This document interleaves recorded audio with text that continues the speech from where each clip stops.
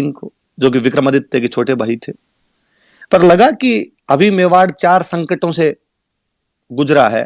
1527 में खानवादे से एक बड़े युद्ध के अंदर विफलता का सामना करना पड़ा।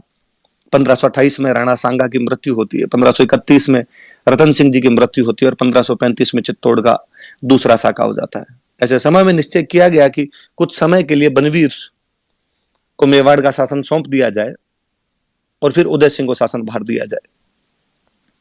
बनवीर ने राजगद्दी पर बैठने के बाद विक्रमादित्य को मार दिया। वह उदय सिंह को मारना चाहता था। आगे वाली लाइनें, आगे वाली कहानी आप सब लोगों ने सुनी है कि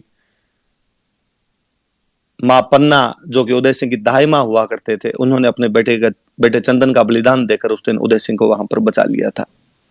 प्रातस्मरणीय है, धन्य है वो मां पन्ना, जिसने अपने राष्ट्र की रक्षा के लिए अपने स्वयं पुत्र का बलिदान कर दिया था।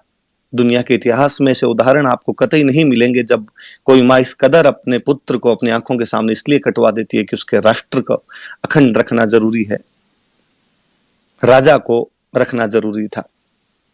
कहानी का ट्विस्ट यहीं से है।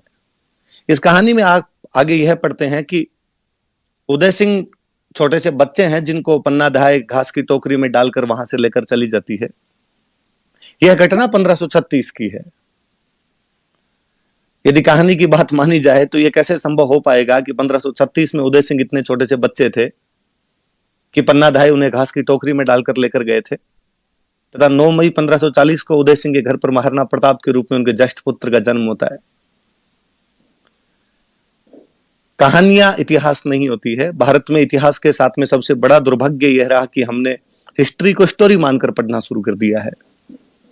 कहानियां इतिहास में रोचकता पैदा करती है, इतिहास से लोगों को जोड़ती है, लेकिन इतिहास तथ्यों पर आधारित होता है। राणा उदय सिंह का खुद का जन्म 1522 के अंदर हुआ था। उस घटना के समय वो 15 साल के थे। अब इस बात को आप ज्यादा समझ पाएंगे कि यदि वो 1536 में 15 साल के रहे तो यकीनन 1540 के अंदर उनकी उम्र 19-20 साल रही है जब राणा प्रताप का उनके घर पर जन्म हुआ। इसलिए आगे से जब कभी भी आप इस कहानी को कहीं सुनाए तो बाकी सब बातें सच्ची है।